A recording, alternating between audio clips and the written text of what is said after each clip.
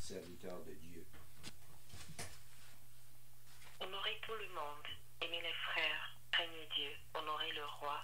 Serviteurs, soyez soumis en toute crainte à vos maîtres, non seulement à ceux qui sont bons et doux, mais aussi à ceux qui sont d'un caractère difficile. Faites une grâce de supporter les afflictions en motif de conscience envers Dieu quand on souffre injustement. En effet, quelle gloire y a-t-il à supporter de mauvais traitements pour avoir commis des fautes? Mais si vous supportez la souffrance lorsque vous faites ce qui est bien, c'est une grâce devant Dieu. C'est à cela que vous avez été appelés, parce que Christ aussi la souffrance pour lui, vous laissera un exemple afin que vous suivez cette grâce. Lui qui n'a point commis de péché, dans la bouche de qui ne se trouve de défaut.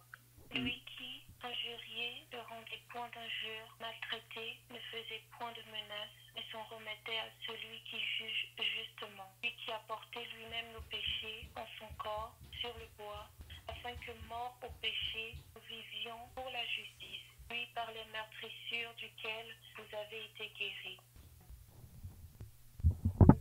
Car vous étiez comme des brebis errantes, mais maintenant vous êtes retournés vers le pasteur et le gardien de vos âmes. Amen. Donc, si vous étiez là 2 semaines passées, on avait regardé le début du chapitre 2. On avait regardé plutôt là, Pierre disait aux croyants qu'il y a des choses qu'ils devaient rejeter, qui étaient associées à leur vie passée. Donc, il mentionnait 5 choses. La malice, toute ruse, la dissimulation, l'envie et toute médisance. Donc, il devait rejeter ces choses qui appartenaient à la vie du passé. Parce qu'on sait qu'après qu'on est sauvé, après que l'Esprit de Dieu vient faire son habitation en nous, il nous donne des désirs nouveaux maintenant. On a des désirs pour la lecture de la parole, aussi des désirs pour parler à notre Dieu de la prière. On a aussi des désirs pour partager la parole avec les autres enfants de Dieu, les autres frères et sœurs. Et vraiment, le désir de Dieu, après qu'il sauve une âme, c'est qu'on puisse faire du progrès dans nos vies spirituelles. Et l'apôtre Paul a dit que si quelqu'un est en Christ, il est une nouvelle créature, les choses anciennes sont passées, toutes choses sont devenues nouvelles, et tout cela vient de Dieu.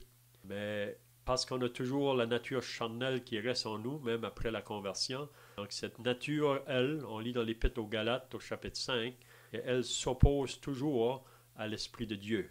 Elle ne peut pas faire les choses qui plaisent à Dieu, la chair. Elle s'oppose. Donc, si que moi, maintenant, qui est sauvé, je veux marcher par l'Esprit, donc je vais avoir un désir de lire la parole de Dieu. Mais pour le faire, vous allez voir qu'il va y avoir une bataille. Parce que la chair en nous s'oppose à cela.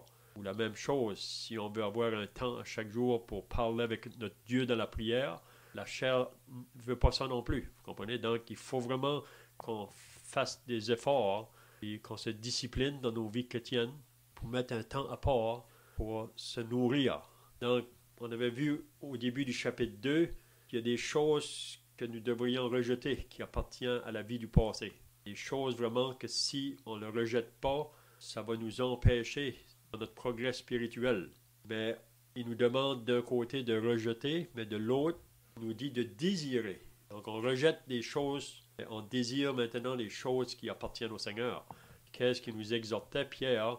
C'est qu'on devrait désirer comme des enfants nouveau-nés le lait spirituel et pur, afin que par lui vous croissiez pour le salut. Donc il exhorte les chrétiens à se nourrir du lait spirituel et pur, qui est la parole de Dieu vraiment. C'est quand on se nourrit de la parole de Dieu, jour après jour, c'est comme ça qu'on apprend à connaître les pensées de Dieu, les voies de Dieu. Puis, vous savez que si vous êtes rempli des choses de Dieu, la parole, vous allez avoir le désir de partager ça avec d'autres. C'est comme un verre, quand il est rempli d'eau, il renverse. Et il faut que ça soit renversé. Donc, on veut le partager avec d'autres. Ça, on avait vu au début du chapitre 2. Et ensuite, on avait vu concernant Pierre, en parlant du Seigneur Jésus, là, il dit que Jésus est représenté comme une pierre vivante qui a été rejetée par les hommes. Vous savez, quand Jésus est venu, il est venu premièrement vers les siens, son peuple, les Juifs, On lit ça dans Jean au chapitre 1. Il est venu chez les siens, mais son peuple, comme nation, ne l'a pas reçu. Mais il y a des individus qui l'ont reçu. Donc Jean nous dit, mais à tous ceux qui l'ont reçu, à ceux qui croient en son nom, il leur a donné le pouvoir de devenir enfants de Dieu. Okay? Donc, quand Jésus s'est présenté premièrement à son peuple, la majorité ne l'ont point reçu. Ils ne l'ont pas reconnu. Mais il y a des individus qui l'ont reçu. Donc, quand on va avec le message de l'Évangile, on présente une personne, on présente Jésus qui est le seul sauveur. Face à ce message-là, c'est soit qu'on va dire oui ou on va dire non. Et l'homme est responsable de faire sa décision. On sait qu'il y a des personnes parfois qui vont dire pas maintenant, ou ils veulent mettre ça à plus tard. Mais vous savez, quand l'Évangile est annoncé, c'est aujourd'hui le temps favorable, c'est maintenant. Et parce que demain ne nous appartient pas. Donc Jésus comme une pierre vivante qui a été rejetée parmi les hommes, mais il était choisi et précieux devant Dieu. Et ensuite, on avait vu que Pierre disait aux chrétiens à qui il écrit que nous aussi, on est des pierres vivantes, associées vraiment à cette construction-là qui est l'Église. Et vous savez que Jésus a dit, je bâtirai mon Église. Donc, comment que l'Église est bâtie aujourd'hui? C'est par des personnes sauvées. Le moment qu'une âme est sauvée, elle est ajoutée au corps de Christ qui est l'Église, et on est appelé comme des pierres vivantes. Hein? C'est une construction, si on peut dire, spirituelle. Et on dit qu'il y a une manière de reconnaître si qu'une pierre est vivante ou si elle est morte. Parce qu'il y a des pierres mortes, il y a des pierres vivantes. Et on dit que la pierre vivante, normalement pour la reconnaître, là, si on frappe dessus, elle va produire un certain son. Tandis que la pierre morte, elle ne va pas rien produire. C'est ça qui est prouvé, qu'ils disent. OK. Donc, aujourd'hui, on va commencer à partir du verset 11, à moins que quelqu'un ait d'autres choses à ajouter là, de ce qu'on a vu dans les semaines passées. Si vous avez des choses à ajouter, vous pouvez le faire, ou si vous avez des questions, sinon, on commence au verset 11.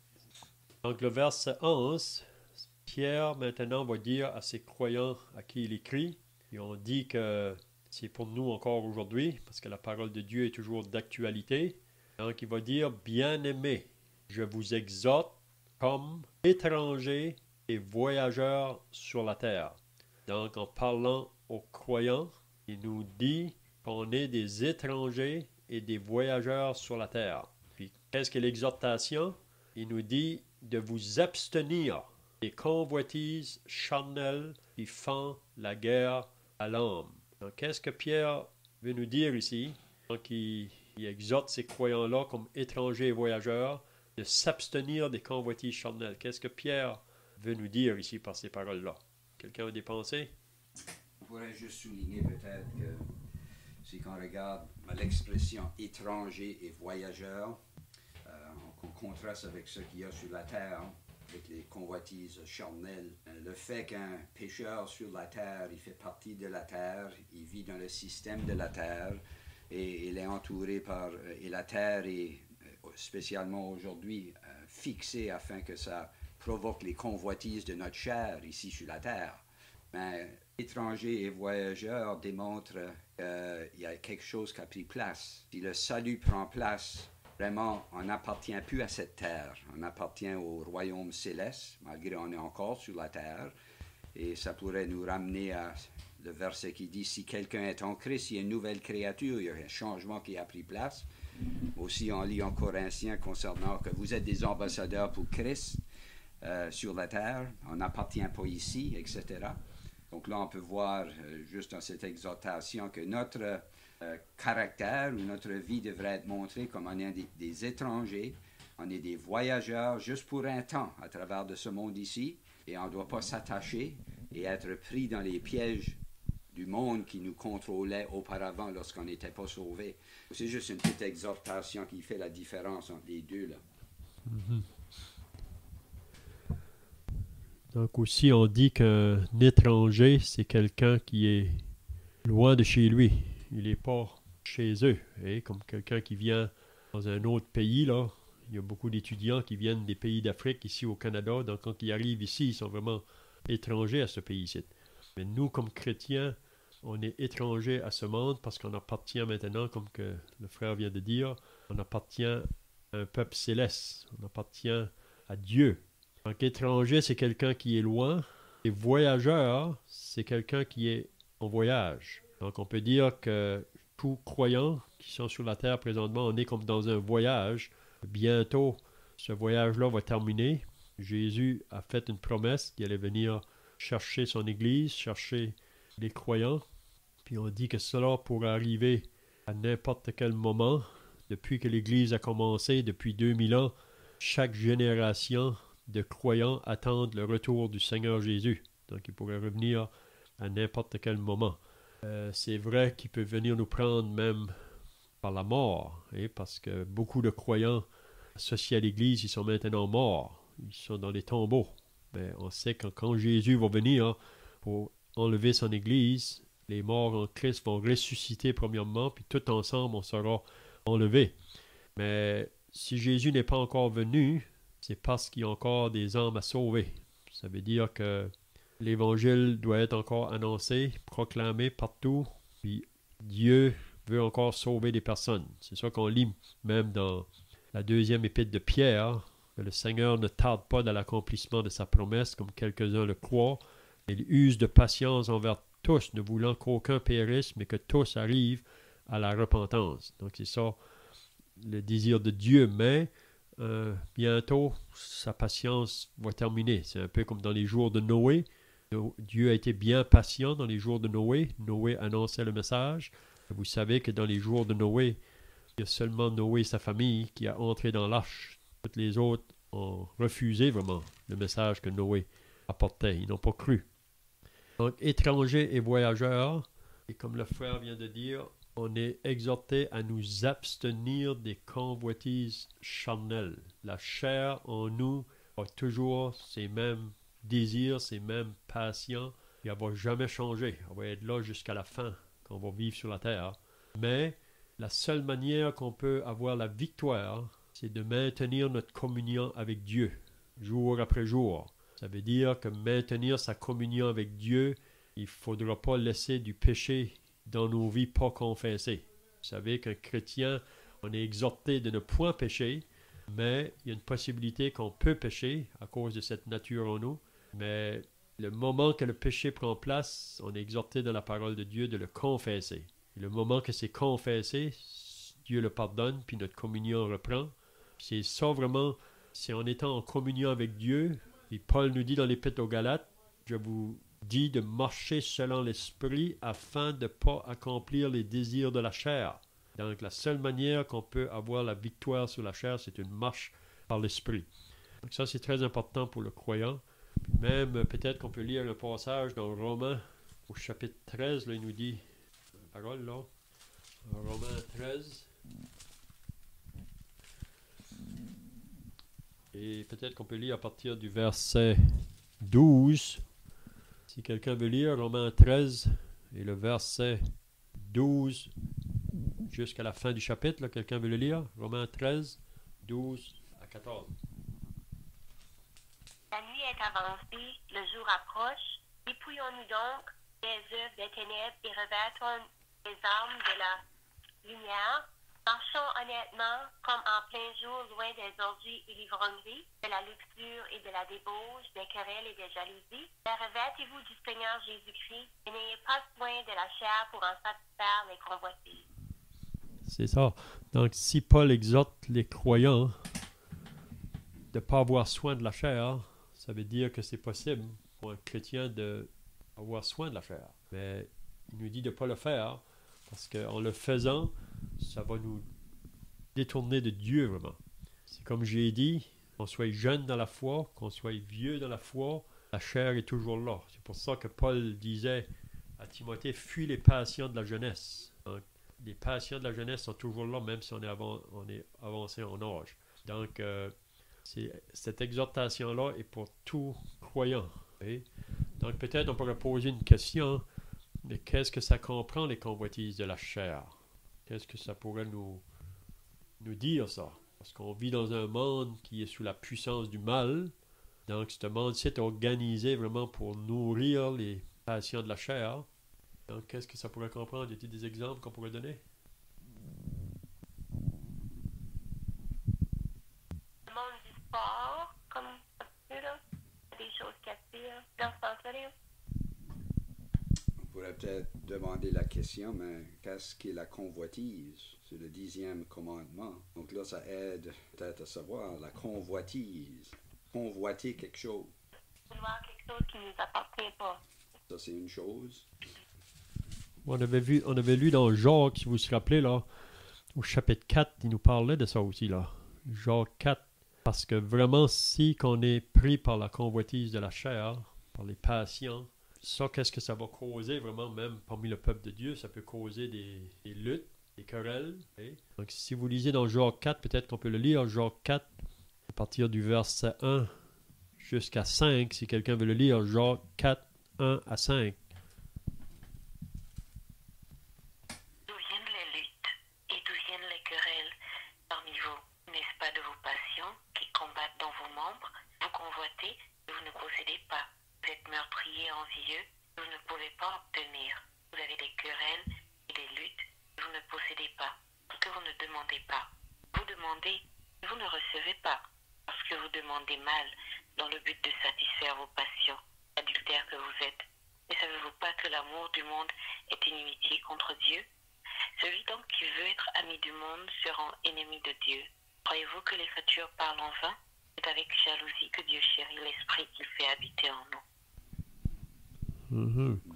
Donc ici, Jacques nous dit que beaucoup de luttes ou des querelles peuvent surgir.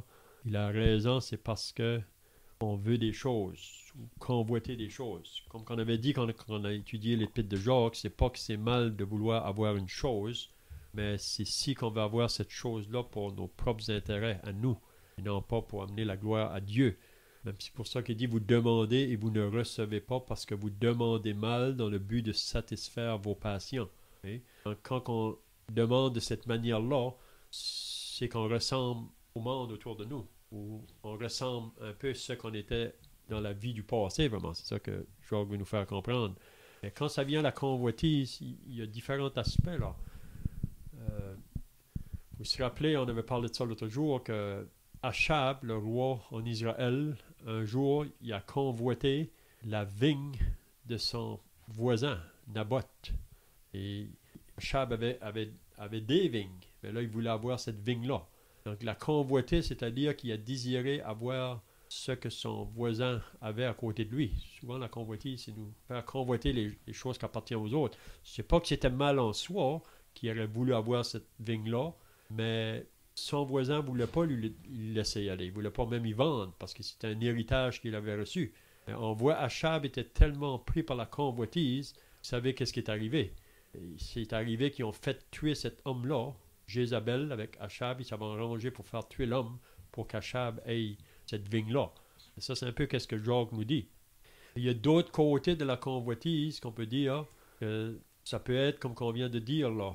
On peut être attiré par les choses du monde, ça peut être satisfaire des passions que nous avons, ça peut être, comme on a dit tout à l'heure, peut-être le côté du sport, ça devient tellement fort que ça prend la place de Dieu dans nos vies. Ou le côté, beaucoup d'autres aspects vraiment. Parce que le monde, là, il y a beaucoup d'aspects dans ce côté-là. Là. Donc, c'est peut-être pourquoi c'est dit à vous abstenir des convoitises charnelles qui font la guerre à l'âme. Parce que pour s'abstenir de quelque chose, mais c'est peut-être quelque chose qu'on pratiquait avant d'être sauvé. Donc ça veut dire que les différentes convoitises pour les différentes personnes, pas tout le monde a les mêmes goûts. Et sur cette terre présentement, avec la manière que tout va, avec le système de marketing établi par le diable à travers le monde, ça va nourrir n'importe quelle convoitise pour n'importe qui, mais pas tout le monde va être attiré aux mêmes convoitises. Donc, c'est juste, chaque individu doit reconnaître ce qui va être une entrave dans sa vie spirituelle. Et ça dit, ça fait la guerre à l'âme. Parce que comme voyageurs et étrangers sur cette terre présentement, l'ennemi veut nous empêcher à marcher et à grandir pour les choses de Dieu. Donc, il y a une vraie guerre qui se passe. Puis c'est guerre de l'âme, comme que ça dit ici, c'est spirituel. Le monde spirituel qui veut empêcher notre croissance spirituelle, étant que nous sommes sauvés et voyageurs et étrangers sur cette terre. Et on a l'exemple vraiment de ça avec Abraham et Lot.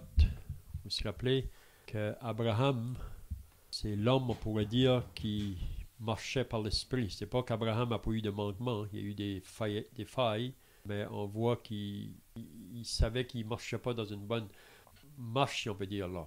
Et si on prend Lot, Lot est vraiment le croyant charnel, on dit. Si on n'avait pas le Nouveau Testament pour nous dire que Lot était un croyant, on douterait peut-être. Mais si vous lisez dans je pense que c'est la deuxième épître de Pierre, que ça nous dit que Lot, à Sodome, son âme était journellement tourmentée par les choses qu'il entendait et voyait. Mais Lot, parce qu'il n'a pas pris des décisions fermes, il était attiré beaucoup par la vue et non pas par la foi. Donc, si vous lisez la vie de Lot dans la parole de Dieu, c'est le neveu d'Abraham, il va toujours en descendant. Et on sait que sa fin est vraiment triste, la vie de Lot. Donc, c'est pour dire qu'on a cette nature en nous qui nous fait la guerre continuellement. Puis la seule manière, comme on vient de dire, pour avoir la victoire, c'est une marche par l'esprit. Puis une marche par l'esprit, c'est une marche en communion avec notre Dieu. Donc, de ne pas laisser des choses dans nos vies qui est contraire, si on peut dire, à la parole de Dieu là. Donc, je ne sais pas si quelqu'un a des questions ici là, ou d'autres pensées à ajouter.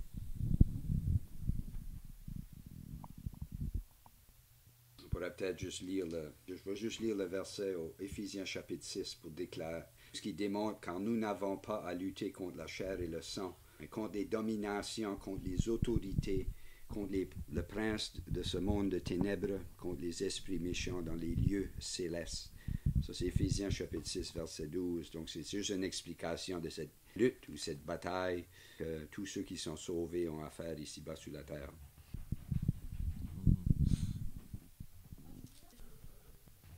OK, donc si on vient au verset 12 maintenant, qu'est-ce qu'il dit aux étrangers et aux voyageurs? Il dit « Ayez au milieu des païens une bonne conduite ».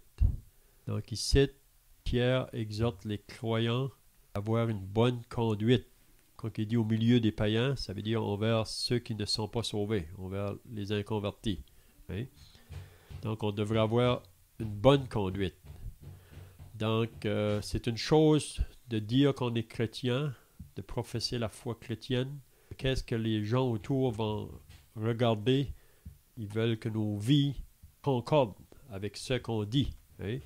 Donc, quand on dit qu'on doit partager l'Évangile aux gens qui nous entourent, chaque chrétien est responsable de le faire.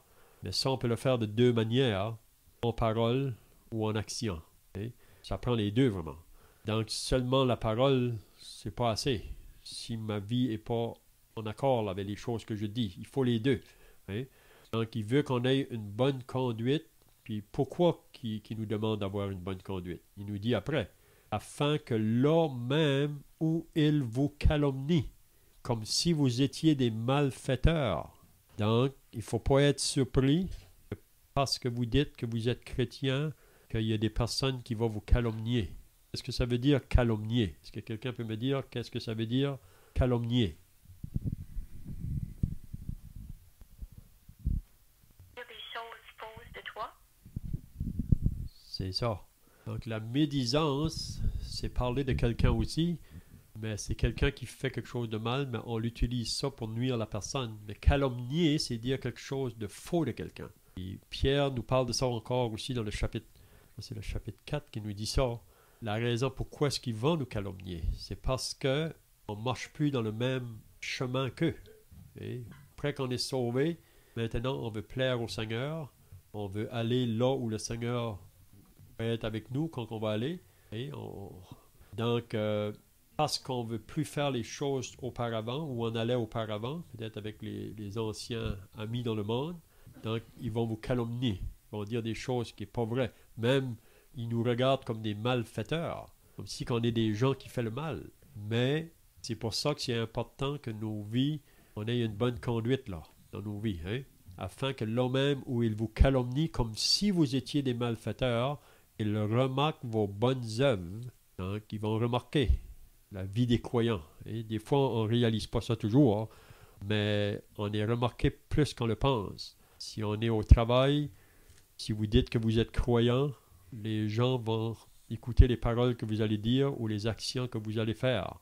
Et des fois, on dit que si on ne sait pas comment agir dans la vie chrétienne, souvent le monde savent qu'un chrétien ne devrait pas parler d'une manière ou agir de cette manière-là. Donc, c'est important la conduite. Puis c'est aussi qu'il remarque vos bonnes œuvres et glorifie Dieu au jour où il le visitera. Qu'est-ce que ça veut dire?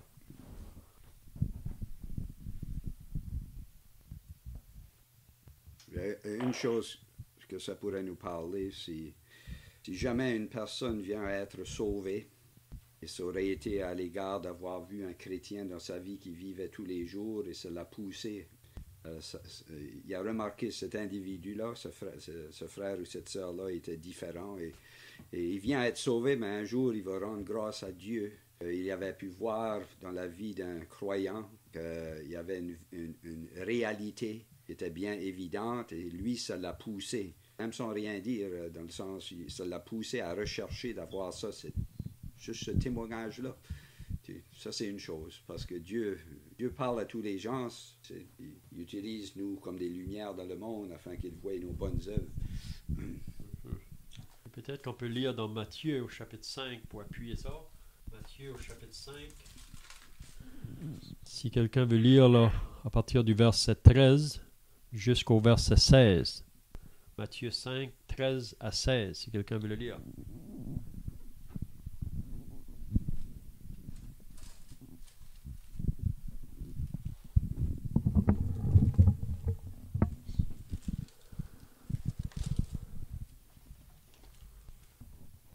Matthieu. Mais si le sel perd sa saveur, avec quoi la lui rendra-t-on? Il ne sert plus qu'à être jeté dehors et foulé par les hommes. Vous êtes la lumière du monde. Une ville située sur une montagne peut être cachée. Et on n'allume pas une lampe pour la mettre sous le boisseau, mais on la met sur le chandelier et elle éclaire tout ce temps dans votre lumière brille ainsi devant les hommes afin qu'ils voient vos bonnes œuvres et qu'ils glorifient Père qui est dans le ciel. Donc ça, c'est vraiment un passage qui va un peu avec ce qu'on vient de voir dans Pierre. C'est qu'il nous dit qu'on est le sel, qu'on est la lumière. Vous êtes une lumière dans le monde. Puis si vraiment qu'on fait briller cette lumière-là par notre vie de chaque jour, là, soit en parole ou en action, ça dit ici, afin qu'il voie vos bonnes œuvres et qu'il glorifie votre Père qui est dans les cieux. Même le monde va voir, ça va les pousser même à glorifier le Père qui est dans les cieux, de la manière que les croyants vont vivre. Il y a quelque chose assez intéressant ici, puis quand on regarde en ce qui concerne ce témoignage-là porté, il y a la bonne conduite, puis ça dit, il remarque, quelque chose qui est remarqué, et je pensais à ça à cet égard ici. Disons, si on regarde dans le jardin d'Éden au début, le plan de Dieu, il y avait Adam, puis il y avait Ève dans l'innocence. Ève avec sa chevelure était sa gloire, mais qu'est-ce qui était aperçu dans le jardin d'Éden? Mais vraiment, c'était Ève qui était aperçue à cause de la gloire qui lui était donnée. C'est juste un portrait, mais elle n'était pas aperçue non plus à cause qu'elle était couverte par sa chevelure, mais c'est juste un petit portrait là. Donc là, lorsqu'on vient aujourd'hui dans le monde, en tant que chrétien dans le monde, si un frère va dans le monde, mais il n'y a personne vraiment qui peut voir que lui, il n'est pas différent que les autres dans le sens de notre habillement. Et il regarde ça, puis il dit, c'est dur à dire, si le frère est sauvé. Mais si une sœur va dans le monde, la sœur est remarquée, elle, parce qu'elle n'est pas comme le monde aujourd'hui, dans son habillement, son attroupement, etc. Donc, elle est vue. Puis là, ça peut amener, vous n'allez pas l'attendre, marcher au magasin, puis ils m'ont dit, regardez-elle. Puis ils savent tout de suite, la sœur, regardez-les. Ils savent tout de suite. Puis ils disent, ils allons peut-être mépriser ça, puis tout ça. Ou vous êtes à l'ouvrage ou quelque chose, puis les autres parlent de vous, puis tout ça. À cause, ils savent. Même si vous n'avez jamais parlé, c'est bien évident. T'sais? Donc, c'est juste un petit portrait pour encourager nos sœurs que c'est toute une gloire pour Dieu, auprès de Dieu et des anges dans le ciel, lorsqu'ils voient ce que ça rapporte, même à glorifier Dieu, de voir des personnes qui sont chrétiens, puis ils agissent comme cela. Oui, on va regarder ce sujet-là au chapitre 3, là. Si on va au chapitre 3, il nous parle à propos de la femme, puis comment qu'elle peut gagner son mari, pas sauvé. Elle pourrait le gagner sans dire rien, mais c'est par sa manière qu'elle est vêtue. Peut-être Peut-être qu'on peut le lire si vous voulez. 1 Pierre chapitre 3, à partir du verset 1. Femmes, soyez de même soumises à vos maris, afin que si quelques-uns n'obéissent point à la parole, ils soient gagnés sans parole par la conduite de leurs femmes. Donc une femme peut gagner son mari sans parole. En voyant votre manière de vivre chaste et réservée, ayez non cette parure extérieure qui consiste dans les cheveux tressés, les ornements d'or ou les habits qu'on revêt, mais la parure intérieure est cachée dans le cœur, la pureté incorruptible d'un esprit doux et paisible qui est d'un grand prix devant Dieu. Ainsi se paraient autrefois les saintes femmes qui espéraient en Dieu soumises à leur mari. Donc ici, c'est juste pour dire qu'est-ce que le frère vient de mentionner, que la sœur ou la femme mariée peut gagner son mari sans parole. C'est simplement par sa manière de vivre et même sa parure extérieure. Là. C'est vraiment des paroles qui peuvent être encourageantes pour les sœurs. OK? Donc, la bonne conduite. C'est très important. Au verset 12, pour le chrétien, même là où on va nous calomnier, on va connaître ça. Si vous êtes chrétien, un jour ou l'autre, vous allez rencontrer la persécution, des calomnies qu'on va dire de vous, des choses fausses. Et même encore là, comment est-ce qu'on va réagir face à ça? Et c'est pour ça que Jésus disait à ses disciples, aimez vos ennemis, priez pour ceux qui vous persécutent, bénissez ceux qui vous maudissent. Donc, si quelqu'un nous fait du mal, Paul nous enseigne dans Romains 12, on devrait, nous, en retour, leur faire du bien. Ça, naturellement, on ne peut pas faire ça. C'est seulement en étant en Christ, puis une marche par l'Esprit qu'on peut faire ces choses-là. De rendre le bien quand on nous fait du mal. Hein? Donc ça, c'est très important dans notre conduite. Et il y a une conduite qui est vraiment appropriée à l'enfant de Dieu, qui est différent vraiment au monde autour de nous. Donc, je ne sais pas si vous avez des questions ou d'autres pensées ici.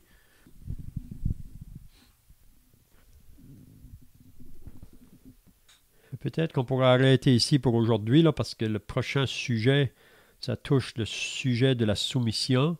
Et on a déjà vu ça dans les semaines passées, dans l'Épître aux Romains, il touchait ce côté-là, le sujet de la soumission. On avait dit qu'il y a 5 formes de soumission qui est demandée dans la parole de Dieu. Premièrement, on doit avoir notre soumission envers le Seigneur. C'est au Seigneur en premier que nous devons toute soumission. Et ensuite, il nous parle de la soumission envers les autorités. Ça peut comprendre là où on est, et sur la route, les lois de la route, ou différentes choses. On est appelé à nous soumettre aux lois qui sont données. Puis on avait dit aussi que la soumission, c'est toujours aussi longtemps que à qui on doit se soumettre. Il ne nous demande pas des choses contraires à la parole de Dieu. Donc, si que l'autorité qu'on se soumet nous demande de faire des choses contraires à Dieu, là, on ne doit pas se soumettre. Mais à part ça, on doit se soumettre. Oui?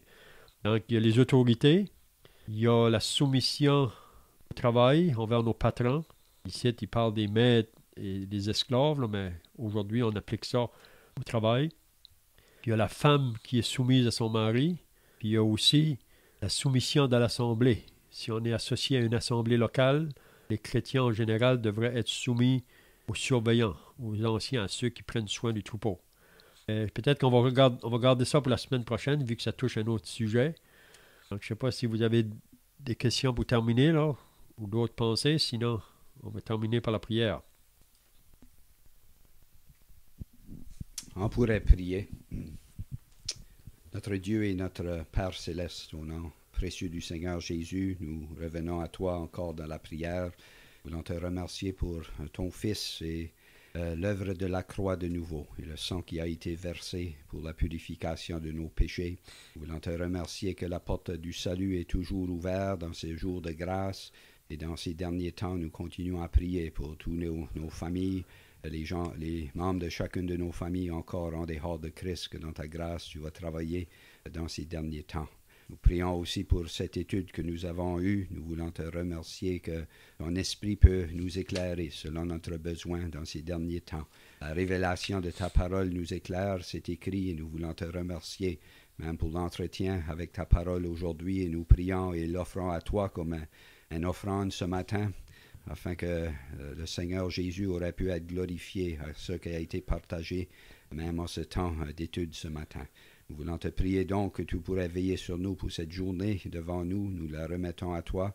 Prions de bénir chacun qui était participant à l'étude aujourd'hui et qu'ils pourraient être bénis dans leurs activités, même de cette journée. Et Père, nous voulons simplement maintenant nous remettre à toi avec des actions de grâce encore pour ton Fils, le Seigneur Jésus-Christ. Et c'est en son nom précieux que nous te prions.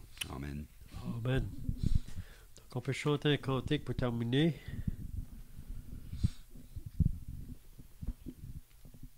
Pèlerin sur cette terre. J'essaie de trouver là. C'est un cantique qu'on chante. C'est le numéro, Denis? Pèlerin. Il devrait être capable de trouver ça. Ok, le 203. Si vous avez le chant des rachetés là. 203. On va chanter Pèlerin sur cette terre. Je m'avance vers le ciel, vers le pays de lumière, séjour éternel. Pèlerin sur cette terre, je m'avance vers le ciel, vers le pays de lumière, séjour éternel. Et si d'ennemis sans nombre, je me vois environné. Ma route souvent est sombre, mais je suis aimé. Aimé du plus tendre Père, qui m'a conduit en chemin et dirigé ma carrière par sa sûre main. Pendant l'épreuve et l'orage, dans l'angoisse et la douleur, sa voix me dit: prends courage, je suis ton sauveur. Travailler pour un tel maître, le servir en l'attendant, apprendre à le mieux connaître en le contemplant. Quel bonheur incomparable, et qu'il est heureux mon sort. Oui, mon sauveur adorable me conduit au port. Le port, c'est le doux rivage où cesseront tous nos pleurs, où de Jésus Christ l'image gravira nos cœurs. Qu'importe donc la souffrance, Jésus vient levant les yeux. Bien près est la délivrance, il s'ouvre les yeux. C'est bien, dis-le bien. Bonjour à chacun, puis à ce soir si vous êtes disponible. Bye bye.